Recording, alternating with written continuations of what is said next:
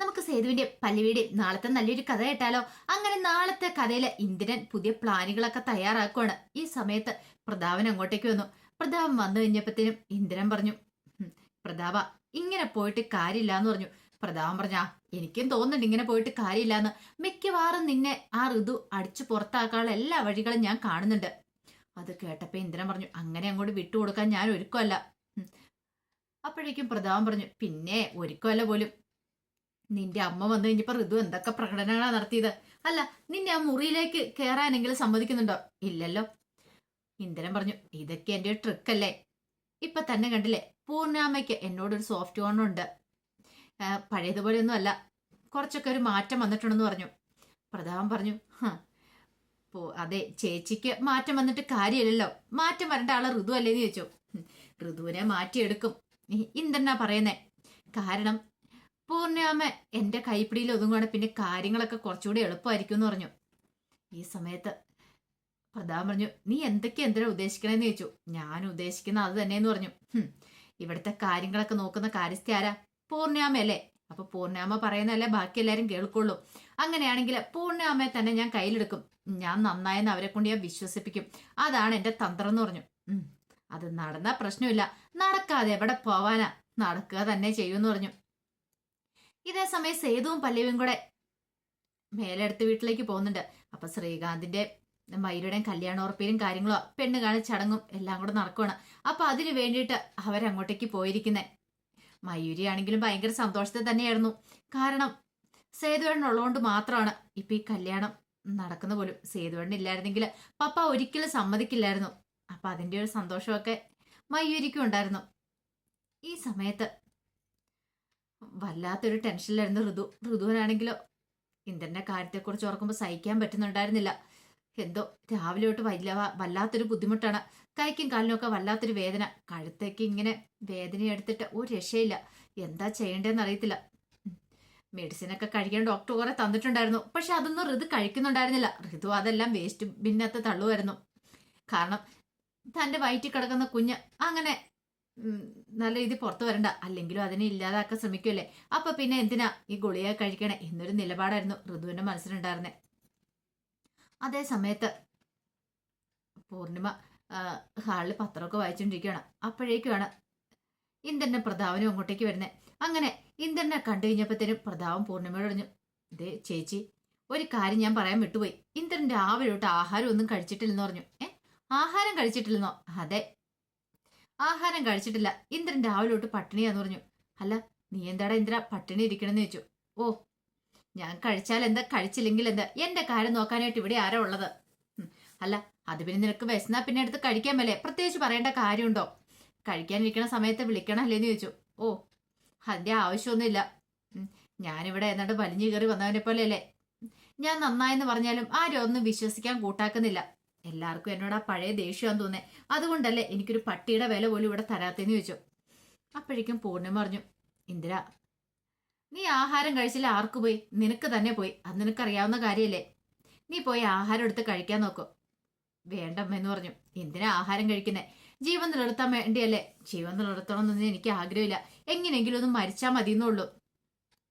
അപ്പോഴേക്കും പൂർണ്ണിമ പറഞ്ഞു, ദേന്ദ്ര, നീ അങ്ങനെയൊന്നും ചിന്തിക്കേണ്ട കാര്യമില്ല. പിന്നെ നിന്റെ കാര്യത്തില് എനിക്ക് ചില തീരുമാനങ്ങളൊക്കെ ഉണ്ടായിരുന്നു. പക്ഷെ ഇപ്പൊ ഞാൻ ആ തീരുമാനങ്ങളൊക്കെ മാറ്റിയിരിക്കുക. എന്താണെന്നറിയാവോ? നിനക്കൊരവസരം കൂടെ ഞാൻ നന്നാവാനായിട്ട് തന്നിരിക്കുക. ഈ അവസരത്തിൽ നീ നന്നായില്ലെങ്കിൽ നീ ഒരിക്കലും നന്നാവാൻ പോകുന്നില്ല എന്ന് പറഞ്ഞു.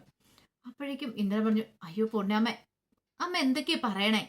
ഞാൻ നന്നായി, ഈ ഇന്ദ്രൻ നന്നായി എന്ന് പറഞ്ഞു. ഇന്ദ്ര, പഴയതുപോലുള്ള കളികളൊന്നും എൻ്റെ അടുത്ത് പറ്റില്ല. നീ നന്നായെന്ന് എനിക്ക് ബോധ്യപ്പെടണം എന്ന് പറഞ്ഞു. അമ്മേ, ഞാൻ നന്നായ തന്നെയാണ്. ഇനി പഴയ ജീവിതത്തിലേക്ക് ഒരിക്കലും ഇന്ദ്രൻ മടങ്ങി പോകത്തില്ല. ആ കാര്യം ഓർത്തിട്ട് അമ്മ വിഷമിക്കണ്ടെന്ന് പറഞ്ഞു. അപ്പോഴേക്കും പൂർണ്ണിമ പറഞ്ഞു, നീ നന്നായേ നിനക്ക് കൊള്ളാം.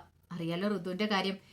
ഞാനൊന്നും പറഞ്ഞാലൊന്നും ഋതു അംഗീകരിക്കാൻ പോകുന്നില്ല. നിന്നെ ഭർത്താവായിട്ട് കാണണമെങ്കിൽ നിനക്ക് കുറച്ചെന്തെങ്കിലും മാറ്റം ഉണ്ടെന്ന് അവൾക്ക് തോന്നണം. അങ്ങനെ തോന്നിയാൽ മാത്രമേ നിന്നെ അംഗീകരിക്കാനായിട്ട് അവള് കൂട്ടാക്കോളൂ എന്ന് പറഞ്ഞു. അത് കേട്ടപ്പോ ഇന്ദ്രൻ പറഞ്ഞു, എന്ത് ചെയ്യാനാ, ഋതുവിന്റെ മനസ്സിൽ ഇപ്പോഴും ഞാൻ ആ പഴയ ഇന്ദ്രയത്ത.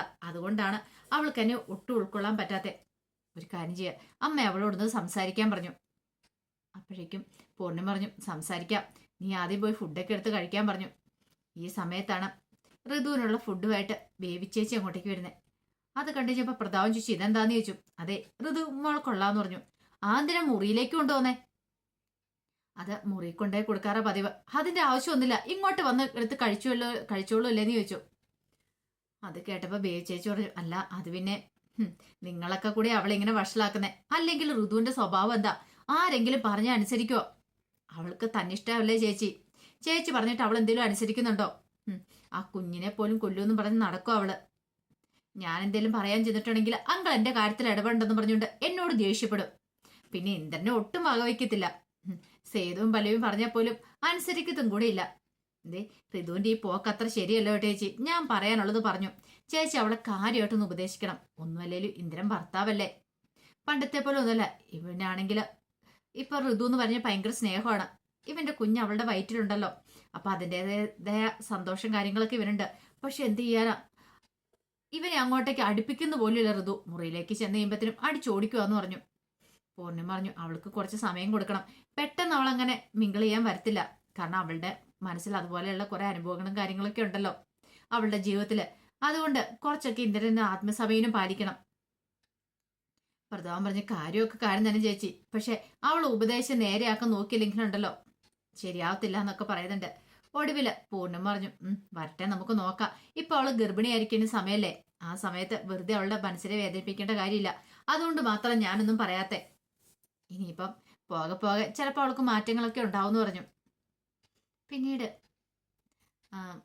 ബേബി ചേച്ചി ഫുഡൊക്കെ ആയിട്ട് മുകളിലേക്ക് മുറിയിലേക്ക് കയറി പോണ ഋതുവിന്റെ മുറിയിലേക്ക്. ആ സമയത്ത് ഋതുവിനാണെങ്കിൽ വേദന കലശലായി. എന്ത് ചെയ്യണം നടത്തില്ല.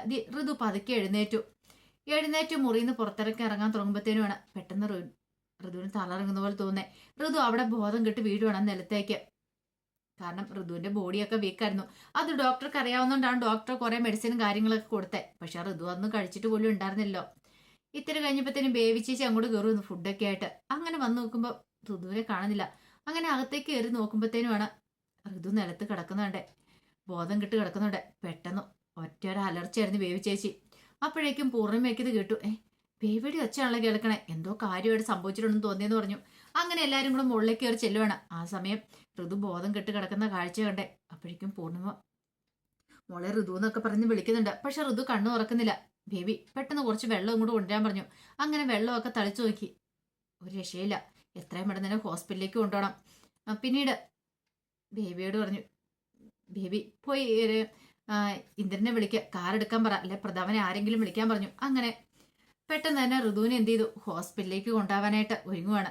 ഈ സമയത്ത് ഇന്ദ്രൻ പറഞ്ഞു എനിക്ക് തോന്നുന്നു ഇവള് മനഃപൂർവ്വം എന്റെ കുഞ്ഞിനെ ഇല്ലാതാക്കാനായിട്ട് എന്തൊക്കെയോ ചെയ്തതാന്ന് തോന്നുന്നൊക്കെ പറയുന്നുണ്ട്. ആ സമയം പൂർണ്ണിമ പറഞ്ഞു ഒന്നും മിണ്ടാതിരിക്കേണ്ട ഇന്ദ്ര എന്നൊക്കെ പറയാണ്. പോകുന്ന വഴിക്ക് തന്നെ പൂർണ്ണിമ സേതുവിന്റെ ഫോണിലേക്ക് വിളിക്കുവാണ്. സേതുവിന്റെ ഫോണിലേക്ക് വിളിച്ചിട്ട് പറഞ്ഞു മോനെ സേതു, നീ എത്രയും പെട്ടെന്ന് ഹോസ്പിറ്റലിലേക്ക് വരണമെന്ന് പറഞ്ഞു, സിറ്റി ഹോസ്പിറ്റലിലേക്ക്. എന്താമേ? അത് പിന്നെ ഋതുവിനൊരു വയ്യായിക ഉണ്ടായി. ഋതുവിന് ബോധം വീണിട്ടില്ല, അവളെ ഞങ്ങൾ ഹോസ്പിറ്റലിലേക്ക് കൊണ്ടുപോകാന്ന് പറഞ്ഞു. ആ സമയത്ത് മേലെ അടുത്ത് വീട്ടിലായിരുന്നു സേതുവും പല്ലവിയൊക്കെ. അപ്പോഴേക്കും സേതു പറഞ്ഞു ശരി അമ്മ ഇപ്പൊ തന്നെ വന്നേക്കാന്ന് പറഞ്ഞു. പിന്നീട് അവിടെ ഉള്ളവരോടും പല്ലവിയുടെയും ഒക്കെ കാര്യം പറഞ്ഞിട്ട് സേതുവും പല്ലവിയും കൂടെ നേരെ ഹോസ്പിറ്റലിലേക്ക് പോരുവാണ്. എന്താണെങ്കിലും ഈ ഒരു വീഴ്ചയോട് കൂടിയിട്ട് ഋതുവിന്റെ കാര്യത്തിൽ ഒരു തീരുമാനമായും. അങ്ങനെ ഋതു ഒരു കുഞ്ഞിന്റെ അമ്മയാൻ പോവാ. പക്ഷെ അതോടൊപ്പം തന്നെ വേറൊരു ദുരന്തം കൂടെ സംഭവിക്കും. സ്കാനിങ് കാര്യങ്ങളൊക്കെ പാറുവിന്റെ ചെയ്ത് കഴിയുമ്പോഴത്തേനും ഡോക്ടർ ആ കാര്യങ്ങൾ പറയുന്നത് കുഞ്ഞിന് കുറച്ച് പ്രശ്നങ്ങളും കാര്യങ്ങളും ഒക്കെ ഉണ്ടെന്ന്.